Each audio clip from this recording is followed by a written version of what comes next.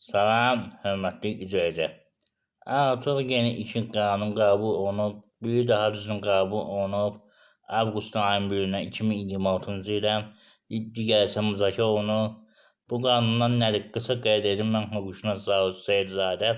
Amma tam indi qulaq asacağıq məlumata hamısına.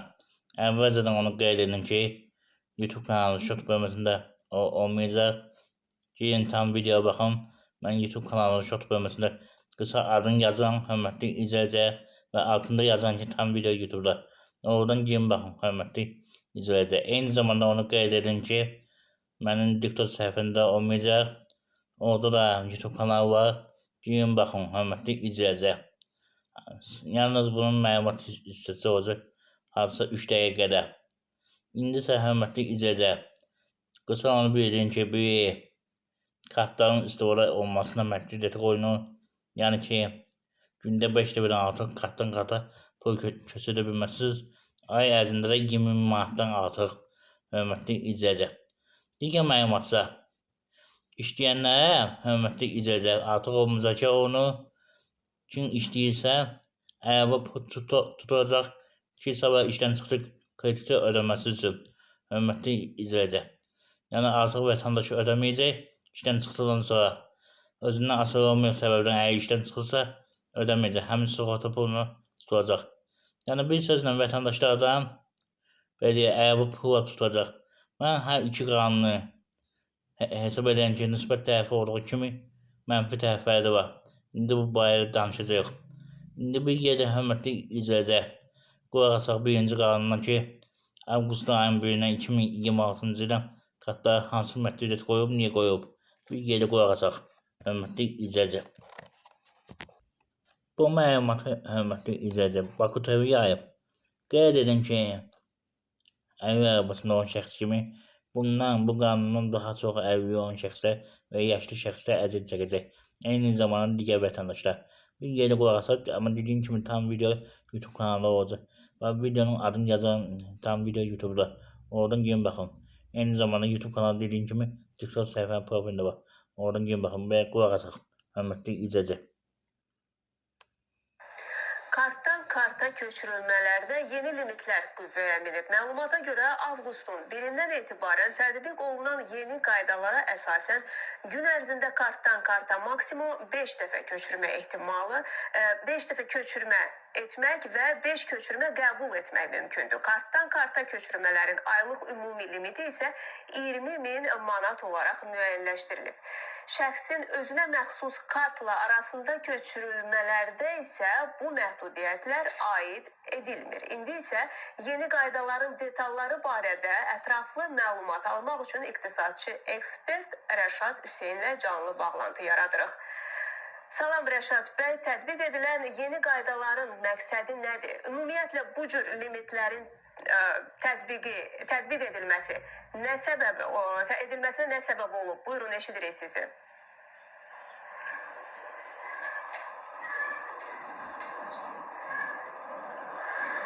...2026-cı ilin avqust ayının 1-dən yeni qüvvəyə minən qanunda kartdan karta köçürmələrdə məhdudiyyətlər tətbiq olunacaq. Tətbiq olunmuş yeni qaydalara əsasən hər bir şəxs gün ərzində 5-dən artıq köçürmə edə bilməyəcək. Müsbət cəhətlərindən biri odur ki, post terminallarla ödənişlər baxımından vergi ödəmələri daxil olmaları artacaq. Dövlətin daha çox qeyri-legal əməliyyatlara nəzarəti güclənəcək. Tələbatçılıqla müxtəlif yol sxemlərlə və vəsait əldə etməyə çalışan müxtəlif qrupların işləri çətinləşəcək. Bu işin müsbət tərəfidir. Amma bunun digər tərəfdən mənfi cəhətləri də qaçılmazdır. Onun üçün gözləyirəm ki, gələcəkdə bu yeni qaydanın daha da təkmilləşməsi gözlənilir. Belə ki, məsələn, valideyn öz övladına, tələbə övladına vəsait göndərərkən müəyyən çətinliklərlə rastlaşacaq. ailə daxili borclar, yaxud dostlar daxili borclar olduqda onların qaytarılmasına müəyyən çətinliklər yaranacaq və bu da müəyyən çətinliklər yaradacaq. Bunun qarşısını almaq üçün mən düşünürəm ki, daha optimal variant süni intellektin imkanlarından istifadə etməklə banklar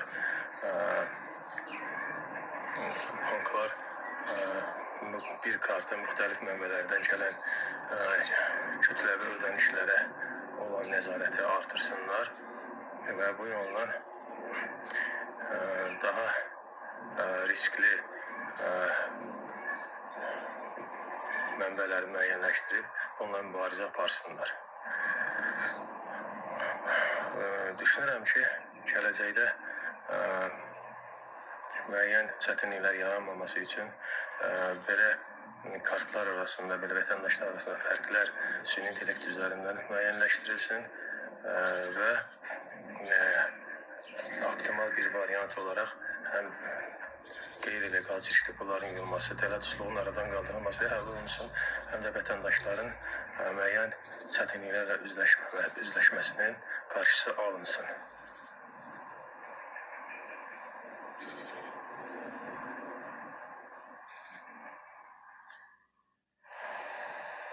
Təşəkkür edirik Rəşad bəy. Xatırladaq ki, studiyamızla canlı bağlantıda iqtisadçı Rəşad Hüseyn idi. Belə məhdudiyyətlərin tətbiq olunmasına dünyada nümunə yoxdur. Bax, hörmətli izləyici, baxdıq bir yerdə, yəni məlumat verirəm. Mən hesab edirəm ki, bu böyük problemdir. Bu, yəni ehtiyac yox idi. Mən qabaq mediator işlədiyim vaxtda belə bir şey var idi, hörmətli izləyici.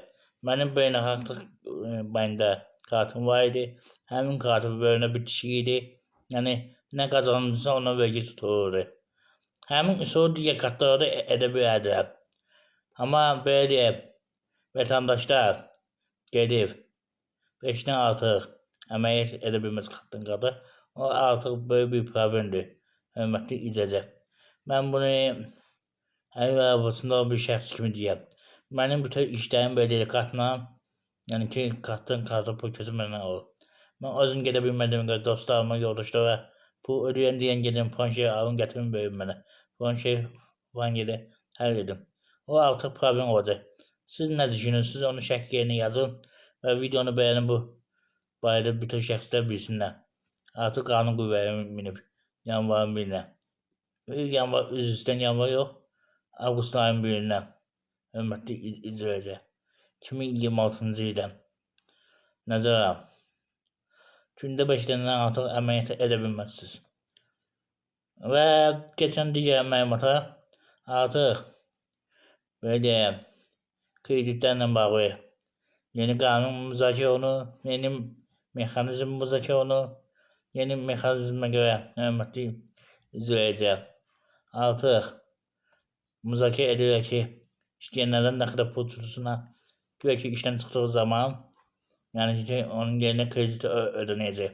Amma işlədiyi zaman, hörmətli izləyici, həm kreditin pulunu verməlisiniz, həm də ki, hörmətli izləyici, bu tutulan belə deyək, sığorta pulunu verməlisiniz. Mən düşünürəm, o da çətinlik yaradacaq. İndi onunla bağlı baxaq, az fikrimi bilirəm bir daha, hörmətli izləyici. Dediyim kimi, zəhmət olmasa videonu bəyənin, YouTube kanalına abunə olun. Daha çox şəxsin bu barədə məlumatı olsun. Hörmətli izləyici, bu məlumatı da Günə Doğru verilişində AYB kanalında veriblər. Dediyim kimi, tam məlumata YouTube kanalında baxa bilərsiniz. YouTube kanalının şort bölməsində olmayacaq, videonun adını yazdığım yeriyə yazmışam tam video. Girin baxın, eyni zamanda diktatda olmayacaq, hörmətli izləyici. Girin oradan baxın, tam video. İndi qulaq asaq bir gedir. Bir bağlantı ilə davam edəcəyik. Çox maraqlı bir mövzumuz var.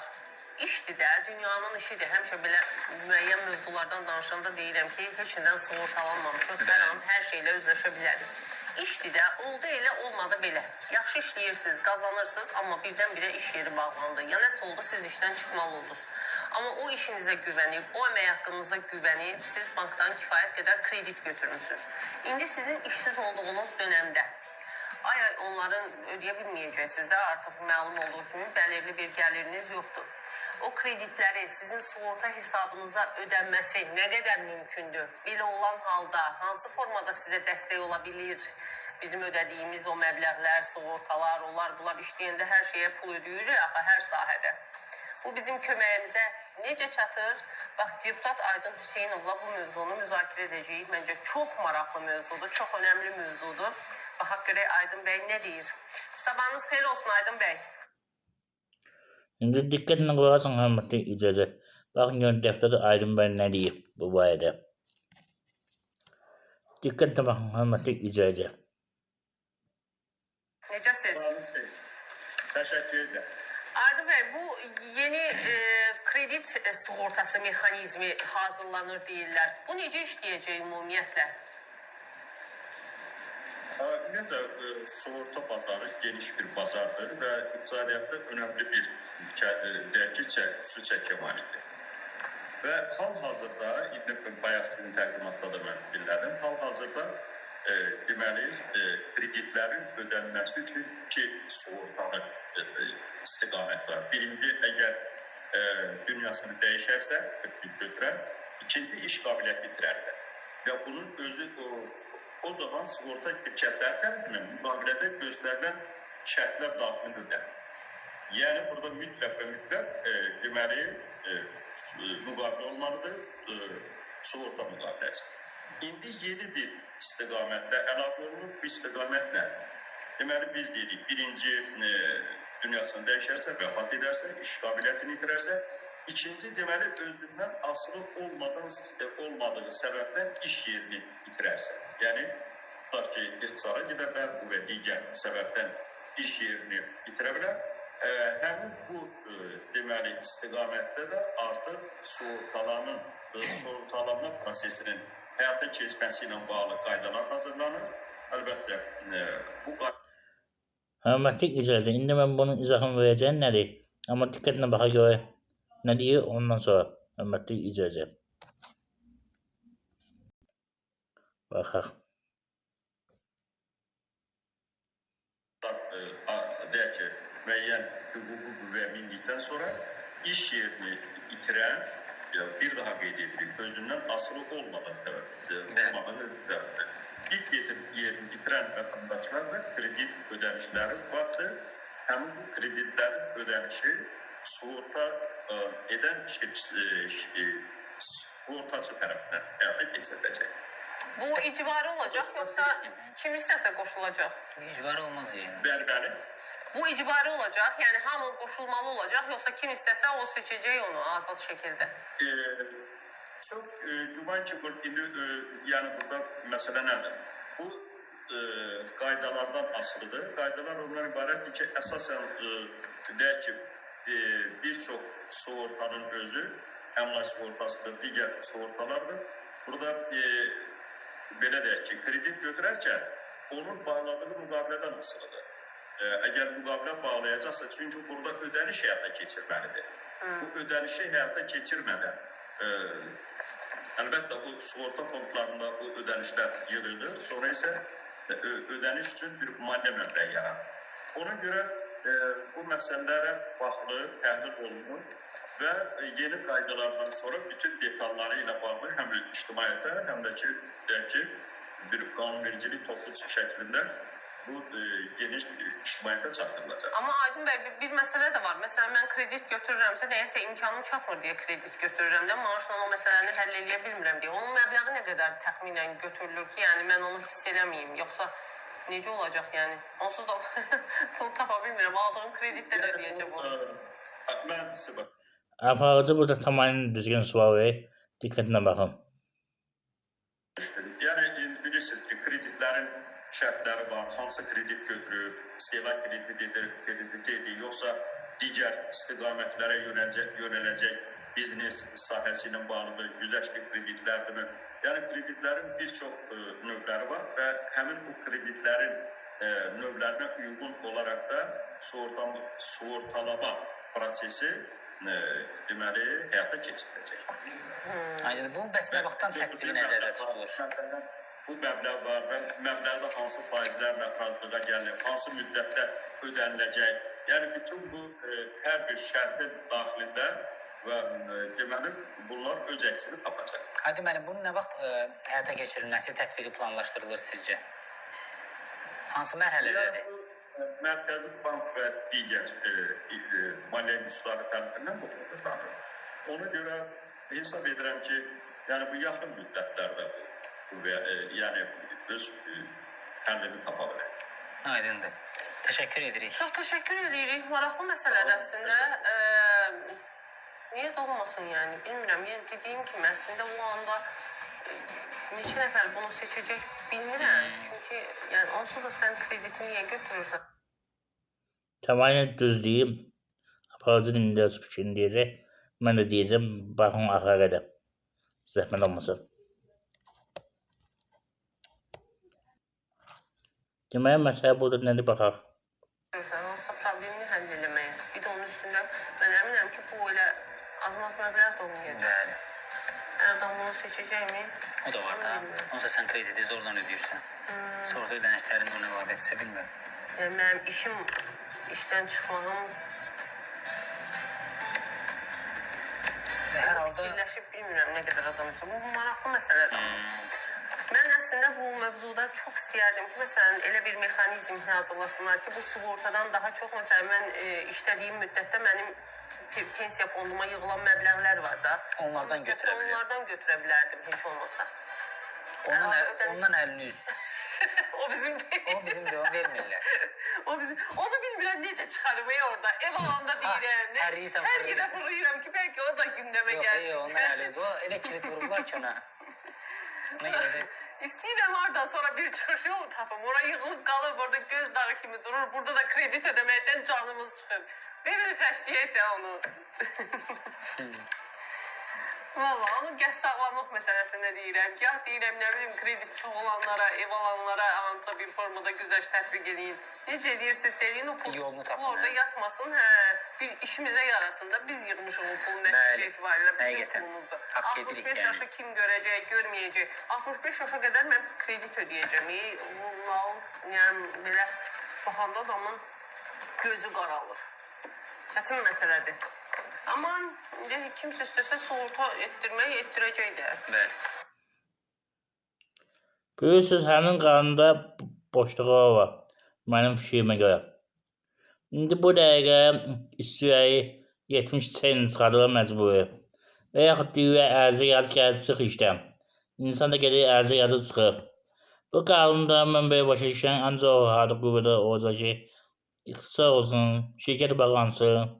Hətta iqtisad zamanı vətəndaşlar deyir ki, gəl özün qol çıx. Ona görə mən dəfələrlə deyən ki, hörmətli icracı, iqtisad olduğu zaman ərzə yazıb çıxmıyor. Qoy sizi çıxartsınlar. Bilirsiniz, bir də ki, belə deyəlim, məsəl üçün deyəm, 100 dənə işçi varsa, onlar 5-i, onun iqtisad olacaq. Digər 99, yəni belə deyək, 90 nəfərin pulu yığılacaq. Niyə? Nəyə görə? Əsas məsələdən biri budur. Hörmətli icracı. Yəni vətəndaşlar nəyə görə hədəyə pul verməli? Deyir, burada müqavilə məsələsi var. Mən amma inanmıram, o şəxsi fikrimi deyəm. Deyəcək, hamını tutulsun ki, işləyirsə tutulsun. Necə tibbi sığortaya görə tutulur, necə sosial ödənişlərə görə tutulur, yəni pensiyon fonda görə tutulur, orada o formada tutacaqlar. Amma burada azad olma məsələsi var, gücəşli olma məsələsi var, onu hələ demirlər. Kimdən azad ola biləcək, kimdən gücəşli ola bilər, demirlər. Hörmətli icracı. Əsas məsələdən biri budur. Ona görə tövsiyə edirəm ki, kim bundan sonra işdən çıxmalı olsa, yəni şirkət bağlansa, belə deyək də, hörmətli icracı, eyni zamanda belə deyək də, və yaxud iqtisad olunsa, mütləq qaydada özünüz ərzənizi yazmayın. Qoy sizi çıxartsınlar. O məsələ var, onu qeyd eləməkdən hörmətli icracı. Digər bir məsələni də qeyd edən diqqətlə baxın. Mən düşünürəm ki, yəni ki, səhv edəcək ki, sığorta şirkətlərinə sizlərə ərzə yazıb çıxsın, yəni müdür olaraq çıxarsın, hansı bir nöqsana görə. Deyəcək, özün çıxmısan da, özün nöqsan əyəmsən da. Düzdür, bir ilkin baxışda baxanda, yəni özündən asılı olmayan müdür sənin işdən çıxarır. Amma deyəcək, öz əməlinə görə çıxmısan. Məsələ budur. Bu sığorta şirkətlərinin səhv edəcək ki, vətəndaşın kreditini ödəməsin belə deyək.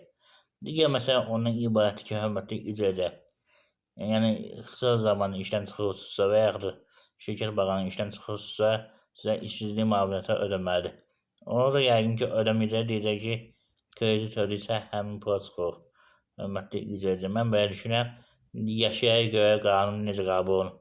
Siz nə düşünürsünüz bu barədə? Şərhiyyə fikirlərinizi yazın, hörmətli icracı. Eyni zamanda dəstək üçün YouTube kanalına abunə olun, videonu bəyənin. Diqqətinizə görə sağ olun. Sağ olun.